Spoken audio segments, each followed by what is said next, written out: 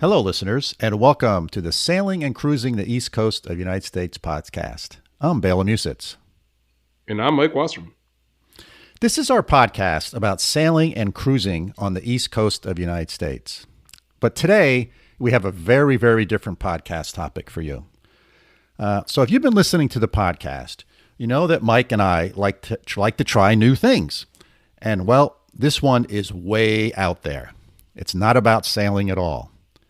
It's actually about the experience of losing my 95-year-old mother and how it completely changed my view of death and dying. I went from fearing it and trying to ignore it to embracing the experience. And Bela, this is the beauty of podcasting. If this isn't of interest to you, it's fine to skip it, right? And go on with the rest of your day. But as part of you and I talking about this, you know, I thought this was a really cool idea to just do an episode on this and kind of what you went through, that it might be really helpful for some of our listeners. One of the things about getting older is that you gain more experience at dealing with people you love dying. And I guess I've lost my father and my father-in-law in the past few years. So although I never like to say I know what you're feeling, Bela, as you go through the loss, because I don't know what you're feeling, but I do know it can be difficult, very difficult for many people. My perception is that everyone deals with death and dying differently. And second, it's not easy to lose someone you love, even when they've been very sick or they've been in pain or they're very old. It's still a hard process. I've seen those things happen, and I know that it's still not easy. And I know that every situation is different. And then third, I think not only is it hard to lose somebody that you love, but a lot of people struggle with how to support somebody close to them who loses somebody. And I think that's really important, is even if it's not me, if I'm young and I haven't lost anybody, I'm going to know people that have lost people. And that's why I think having this conversation might be helpful to everybody. So in my case, I think one of the ways I can support you as you go through this process is ask you if you want to talk about losing your mom. So Bela, I'll start this way. Hey, I'm sorry to hear that you lost your mom. Do you want to talk a bit about your mom and how you're feeling? Yeah, and I think I agree with you, Mike. It is very helpful. I have found it to be very comforting to find an individual or two that I can share this experience with. And, you know, that's, as they say, I guess that's part of the process. And it's been great having you, listening as I've worked through this. So a little bit of background, and I think this is a good place to start, right? So a little bit of background about my family and growing up and stuff. So, you know, growing up, my family unit was my dad, my mom, my sister, and me. That was it. All of our relatives were back in Hungary, and I never saw them. I really didn't have a relationship with them because we immigrated to this country when I was just over 3 years old. So I really don't have any memories of any of my relatives. And, they were still behind the Iron Curtain. We sort of escaped from a country behind the Iron Curtain, so there was no going back to visit. And so whenever someone did pass away, it was fundamentally a phone call or a letter that we received that, you know, my father's brother passed away, or my grandparents passed away, or one of them passed away, right? So there really wasn't much else. And that was sort of my experience in sort of death of relatives or people that, you know, certainly I could see how it impacted my mom and dad because they knew those folks for a long time and they were close to them. And then I think it was about 12 years ago, my father passed away. It was kind of suddenly, and I got a phone call from my mom. I lived in upstate New York at that time. My parents lived down in North Carolina. And she said, Dad passed away. And, so that was my whole sort of context of people passing was receiving a phone call. And even though I was very close to my parents, we had lived in different states for 25 years almost. So we didn't see each other a lot, 2 or 3 times a year. They were not built in to my daily life and my daily life patterns. So I think, that was sort of interesting. And 5 years ago, when my mom was 90, the house became too much for her. So she sold her house in North Carolina. And she moved up north here, up to New York State, where I live. And we got her an apartment up here, very close to me, 5-minute drive away. And she wanted to be closer to family, especially the grandkids and the great-grandchildren, right? So at this point in time, she had grandkids and great-grandchildren. And since she was so close, I would see her like several times a week. And I would say that in the last 5 years, I saw my mom 3 or 4 times every week, talked to her every night on the phone, and we became much closer than we were the previous 25 years, where we, saw each other just a few times a year. And she didn't drive when she moved up here. So, my wife Elaine would take her shopping, or I'd take her shopping. And, she became an integral part of our family, which is interesting, right? Because your parent wasn't for a while, right? Because you sort of move away, and that's just how life is. It's not like many families were, 100 years ago, where everyone lived in the same house. And so she became an integral part of the family. And her eyesight started failing, so she had macular degeneration. She became blind, and and I got along with her great. Elaine got along with her great. So it was a nice, close relationship. And we became very close in the last 5 years.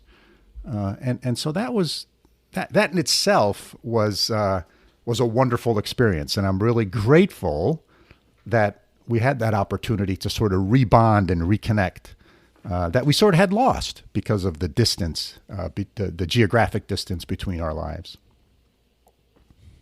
Interesting, Bela. Interesting history. Thanks for sharing it. But, I think it's really cool to learn some of these stories about your mom, because I didn't know a lot of these things. I mean, you would talk about her, but this is kind of cool.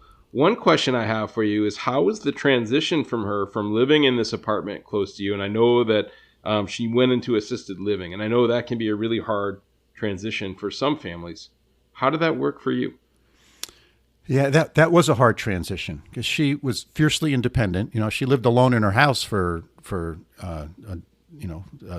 or 8 years before she got the apartment, and it was something that also happened suddenly, because she sort of fell in the apartment, and it became obvious, it became very clear that living alone did not work. It was not a safe environment for her. So it took some coaxing, but I think deep down my mom understood that this was fine. And we found her a place, also really close home, really close to my house, 5 minutes away.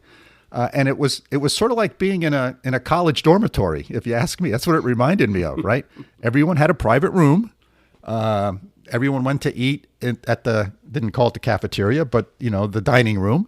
And you got 3 meals a day. You still had your private room. You had neighbors, and you could chit chat with them if you wanted. They had lots of social activities. They had all, whether it be, bingo or, storytelling time or crafts. They had lots of stuff to do. And, so it was pretty nice. And I think the first month there for her was challenging. She accepted it. And it was probably 2 or 3 months after she had been there, then she started calling it home. She accepted it and said, you know what, this is working out well. And it did work out well. During the time she was there, you could see that her activity level and her energy level were slowly decreasing. And that, no sudden changes in anything, but she'd have a little setback. She'd get a cold or something. And then when she'd recover from something, she never quite got back to her previous sort of level. And there were some great days, and there were some not so great days. And, it got to the point where it seemed like every year we would make a couple of trips to the emergency room because she'd fall ill or become very weak. And they'd send her, I'd get the phone call, hey, your mom's on the way to the emergency room. I'd go. She'd spend, maybe a day, maybe 3 days in the hospital. And then she'd return. and she'd be a little less mobile than she was before she went into the hospital, right? So you could each one of these little step function. Every time she'd make a trip to the emergency room, when she'd come back, she went down a little bit. So it was a clear trend, a very clear trend, and that's that's just the way it is. I talked to her every night on the phone. I'd see her 2 or 3 times a week, and she still remained a very integrated part of our family. She'd see the great grandkids. She'd be at the house for holidays, etc. So it was all wonderful. Yeah, but this going downhill, I know, is also hard, right? That you see people starting to fail and eventually get to the point where the end is coming soon. It's an interesting, again, another transition point. I think that's hard for people to kind of think about this, that the end is coming. And you kind of change roles, right? You were the child and your mom was the parent, but now at this stage, you really act more like the parent, right? And helping your mom. What was your experience in this phase as kind of the roles flipped? Yeah, it's another good question, Mike, because quite honestly, in the beginning, and this probably doesn't sound nice to say, but hey, I'm an open book about this stuff. It almost felt like a burden. It was like, what a pain in the butt, right? I gotta go do this. And then there was some point in time, and I don't know what happened or why it happened, but then it became something I wanted to do. It switched, right? It went from sort of being a burden. Being a duty or an obligation is not the right word. I didn't feel like obligated, like I had to do it. I felt like I wanted to do it, right? I wanted to help my mom. I wanted to be there while she was, she'd be, some days she wouldn't get out of bed. She would just barely get out of bed. They'd bring her meals to her. And other days she'd be up out of bed and she'd be walking around the building. So there were these real periods of swings up and down. And while we were progressing through that, she became much more dependent upon us. And then the whole COVID thing hit, which was, another thing that just, for a period of time, I couldn't see my mom, right? The assisted living place was locked down, and we could go chat with her through the window of her room, which made it really challenging. And I also remember that was a really strange thing for my mom to try to understand. She had trouble coping with, wait a minute, what the hell's going on, right? And I tell her, well, the great grandkids can't come see you because they're too young and they won't let them in. And, we'd talk to mom through the window of her room. And it was just sort of the whole COVID thing added this strange twist to everything. But I will tell you, during that last year, going back to sort of what I talked about early in this podcast, I expected to get the phone call from the assisted living place that, last night your mom passed away. And that was sort of my expectation.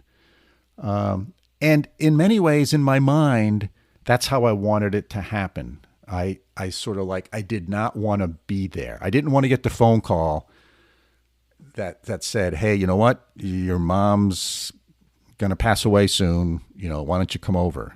I just, for whatever reasons, again, I can't explain these emotional things. I did not want to be there to see my mom pass away. So I was sort of okay with this notion of I'll just get a phone call. And I clearly, every time I left her or every time I talked to her on the phone, every time I left when I was visiting her, in my own mind, I said my goodbyes. Right. It was in my mind, I clearly understood that may be the last time that I see her. So that's sort of where I was sort of in that last year, where I knew things were getting close and that any day I could get a phone call. Interesting. And I assume that she knew that the end was near too. Right, at some point, how did she feel about the end of her life? Did you talk about it with her, what she wanted and how she felt?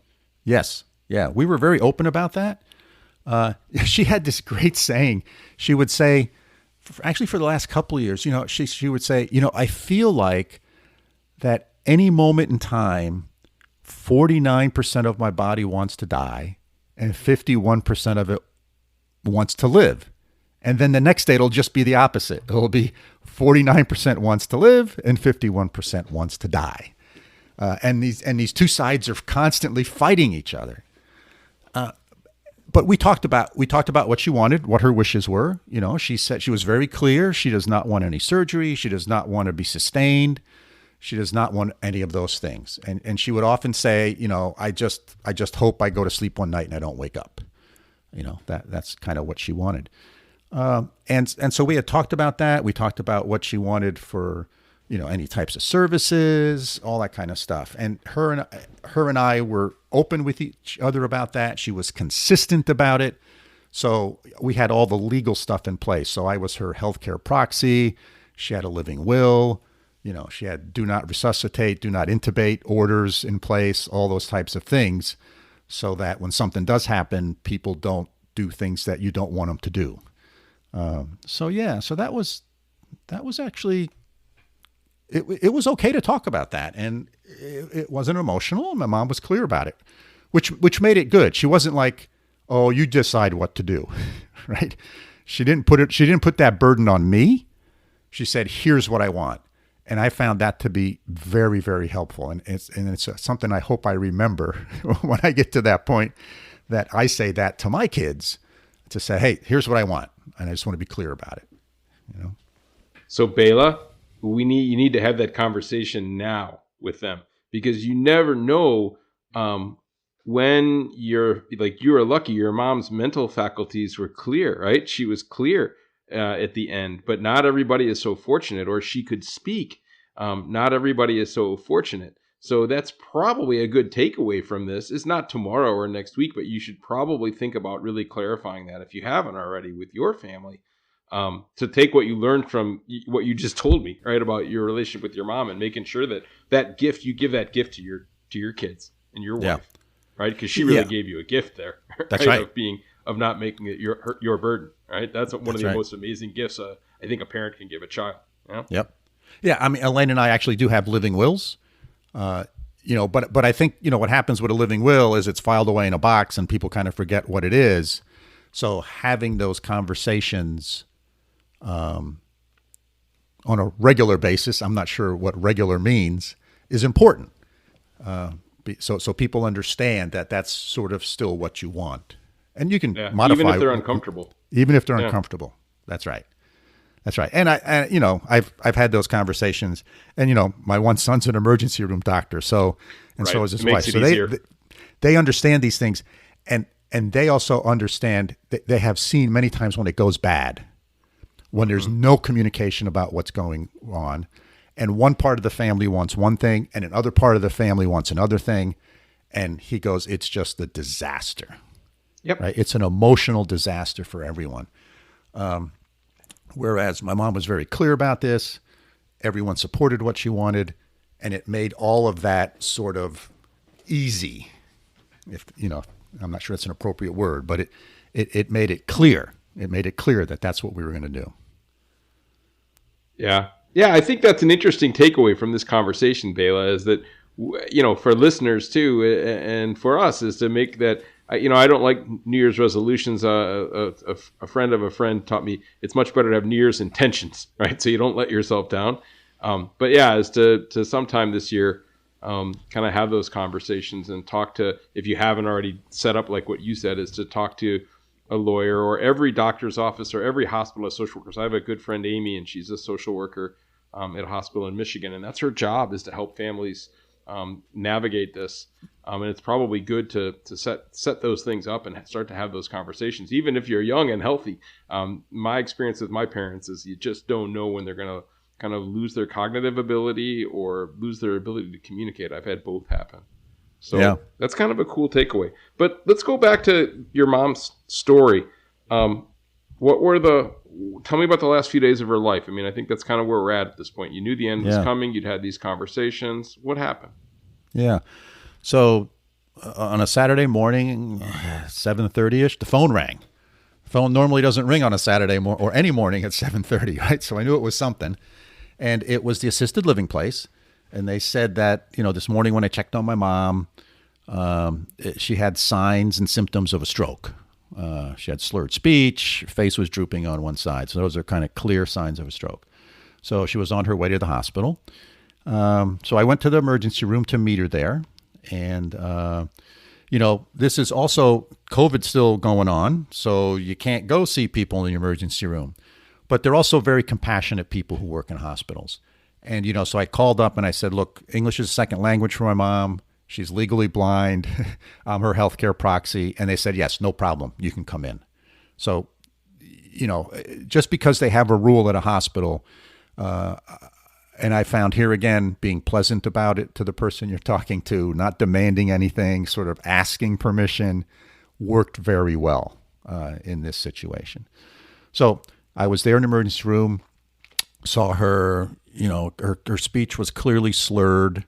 It's hard to understand her. They ran some tests, did the CT scans, MRIs, all that kind of stuff. And they clearly showed she had a minor stroke. And it looked like the biggest impact was with her speech and her ability to swallow. So those were kind of the two big deficits that were sort of there. It didn't look like there was anything else, but, you never know for sure. But that was the sort of the two big deficits. So they admitted her to the hospital, and after about a day, it became pretty clear she was not going to leave the hospital. Or if she was going to leave the hospital, she'd be going to a nursing home. So they actually moved her to a wing of the hospital where they deal with very, very sick individuals. So not intensive care, but sort of people who are, in the last period of their life. And the nurses and the doctors there, and the technicians, everybody sort of specialize in this stuff. And here again, in the hospital, I'd go visit her and spend a fair amount of time with her. In my own mind, early on in this process, I was still thinking about this notion of, I just get a phone call in the morning or in the afternoon when I'm not there, say, hey, your mom passed away. And I didn't want to be there. And again, every time I left the hospital, I sort of said my goodbyes. And I realized that might be the last time I see her. So that's sort of, that first few days, that's what that was like. Interesting. And I know this feeling of just not wanting to be there, just wanting it to be quick and quiet. And all right, a phone call is fine, but it doesn't always work that way, right? What happened next? Yeah. I even considered saying something to the nurses there that, if you know that it's getting close, don't call me. I don't want to be here. I mean, it was like, I didn't say anything, but I came really close. Actually, I talked to Andy, my son, about that my emergency room doctor's son about it. And he said, don't say anything, Dad. It'll work out. And I think he's seen enough of this to know he was very helpful in sort of helping guide me through this as well, which was interesting. Again, right? the kid becomes the parent in some ways, right? Exactly, right. And so that was very helpful. And he really he shared a couple of insights along this process, and they were actually here while my mom was in the hospital. They happened to be visiting at the time. And so he got to see her as well, and which was fortunate. But anyway, I thought about saying something to the nurses. Hey, don't call me. Just call me that she's passed. But I didn't. And I'll tell you, the doctors and nurses on this wing of the hospital were super, right? Not only did they know how to make a patient comfortable, which is sort of, she's in comfort care, right? They know she's going to pass away. My mom didn't want a feeding tube. She didn't want anything to sustain life. So we didn't do any of those things. So then, okay, it's, this many days. This is how the body works. It's like, if you don't have water, you last 3 or 4 days at the most, right? If you don't have food, but you can get water, then you'll last, 3 or 4 weeks. That's just sort of how it works. But not only did the nurses and doctors on this wing know how to make my mom comfortable and do all the things that she needed, but they also really were very, very helpful in helping the family deal with this, right, and me deal with it. They sort of guided me through this process in a very compassionate way, and it was just remarkable to me. You could tell that these people were here not only because they were very knowledgeable about what was going to happen and how it was going to happen for the most part, but also because they were compassionate people, right? If you think about it, people who work on this wing, right, they have a special gift too, because they're dealing with this on a daily basis. Yeah. Yeah, the whole hospice process and comfort care. I mean, these, in this times especially, it's important to appreciate, I think, the people who are working hard in the healthcare system and overworked and overburdened. But yeah, these people that help with end of life are just amazing. It really is something special and rare and should be valued and appreciated. So how did you spend your time with her during the last few days of her life? Yeah, so I spent a lot of time in the hospital. My sister was here also. She was able to come up for several days. Like I said, her grandson, my son, was here. My other son lives here. So everybody got to say their goodbyes, that was really good. That's the other good thing about not getting the phone call in the middle of the night that she passed away, right? So we did have this sort of a week where we knew it was coming, and people got to come in and deal with it and process it the way that they wanted to. So I spent a lot of time in a hospital with her, and she couldn't speak. Her ability to speak decreased each day. So the last 3 or 4 days, she couldn't speak at all. She could nod her head. She clearly could hear, right? So when I walked into a room and I said hello to her, she would reach her arm out, her hand out. So she clearly could hear. And I sat there and talked to her. And I talked to her about the happy times we had as a family, talked to her about growing up, what a great mom she was. And she would acknowledge those things, either by nodding her head or by, squeezing my hand tight or something. So she clearly was there and could hear and understand. And then I think it was about the 4th day. Here again, I don't know what happened, but I can't explain it. But I did a complete 180 about not wanting to be there. I totally switched. It's like I went from just call me up and tell me she's passed to I want to be here for her. I want to be here and experience this with her when she passes. And I don't know what the hell happened in my head, but something flipped. And it was on the 7th day in the hospital. It was early in the evening. Everyone else had gone. I was the only one there. It was just my mom and I. And you could tell things were changing, right? Her breathing patterns were changing. There's other things going on. And you could tell that something was going to happen. And, I was there holding her hand when she passed. And it was, I thought, I didn't know what to expect, but it really was pretty good. What were your emotions kind of in that moment? What was going through your mind? Yeah, it was, it was calm and it was loving. It was peaceful. It really was a very, very fulfilling spiritual experience. It was just, I don't know. For me, it worked out really great. And I think about it, it was sort of like the full circle of life, right? We were together. My mom and I were together when I came into this world, right? And we were together when she departed the world. And that sort of is the full circle. And it was just the opposite of what I had conjured up and feared in my mind. I was really scared of this moment. And I welcomed it with open arms. And it was just, I'm so glad I did it. And again, I don't know what force came over me. I don't know what changed my mind, but something did. And this for me, it was great. As great as something like this can be. Again, it was very, just a great spiritual experience. I was so happy I was able to be there for that. Hopefully I brought some comfort to my mom. And, this experience may or may not be for you. I'm not trying to say this is what everyone should do. I'm just sharing sort of this winding, twisting road that I went down for me. And so I hope that, you will, if something like this happens to you, you'll be open to something like this, right? I could envision how I could have just ran away from this and not been open to it. But for whatever reason, I was open to it and I was able to embrace it, and it turned out really well. Yeah.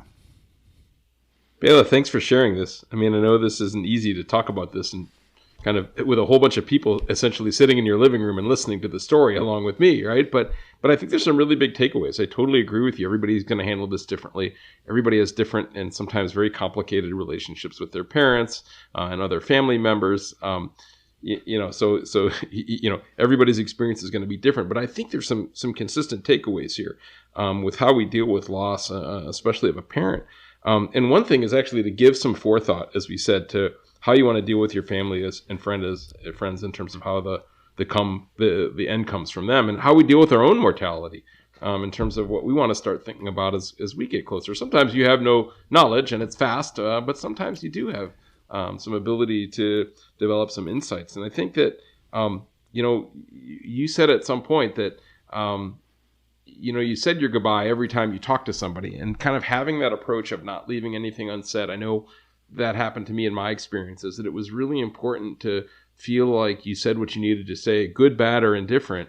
And that's kind of a nice mentality to maybe take away from your story, is that you never know when the end is going to happen. And it's really important to make sure that every time you say goodbye to somebody on the phone or when you visit, you do it with that intentionality, that it could be the last time you see them, young or old, right? But kind of living your life that way, I think has some benefits.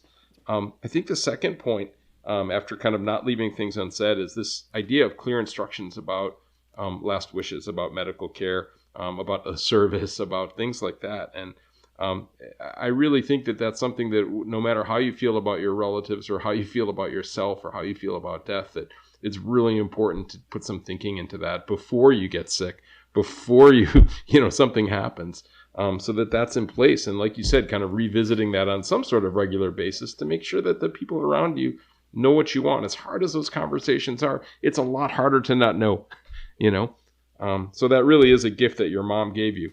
And I hope that that's something that people can take away from this. And then I think the last thing is, you're right, is keep an open mind, that your preconceived ideas about death and dying, again, can change. And as long as you're open to that change and being honest with yourself and with the people around you, is great. And it's great to ask for help. It's great you asked your son. It's great that you talked with the doctors and the nurses. I think dealing with things alone is probably the worst thing that you can do in a situation like this, that reaching out to your support network, to your family, to your friends, to the people at the hospital, to your family doctor, whoever. There's lots of resources out there. And I think it's important that people know that and kind of have that in the back of their mind. So those are kind of the three takeaways from hearing your story that I think are important for everybody, even though, like you said, everybody's situation is different. But these things, thinking about these things and talking about these things, can be a real challenge for people. And I think just to hear that you went through it, maybe you'll give some people some comfort and some support moving forward.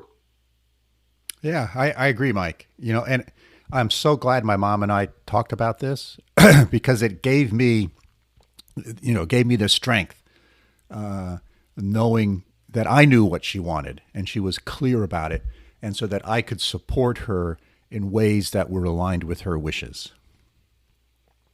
Yeah, I think that's so important, Bela. And I hope I'm sure your kids will be as great with you when you reach the end of your life as you were with your mom. That's my greatest hope for you, because what a great son that you've been, I think, to your mom. And I'm sure your kids will support you in the same way. But on that note, I think it's probably a good time to wrap this conversation up. It's been about 35 minutes, and that's usually our normal length with these things. And even though the topic was very different today than what we talk about normally, I think it's probably, we'll keep to our usual time limits. So listeners, we hope you found our conversation interesting and thought-provoking, even though it was not about sailing and not about what we typically talk about. But if you have questions or comments about what we've discussed, you're always free to get in touch with us. Our email is sailingtheeast, that's all one word, @gmail.com. Yeah, and thanks for listening, Mike. This has been very helpful to me, and the other conversations we've had through this process. You've been a great friend, and it's been very good. And hopefully, this is helpful to one or two people out there in the listening audience. But next episode, we'll be back to sailing. So for today, signing off from upstate New York. See you all next time.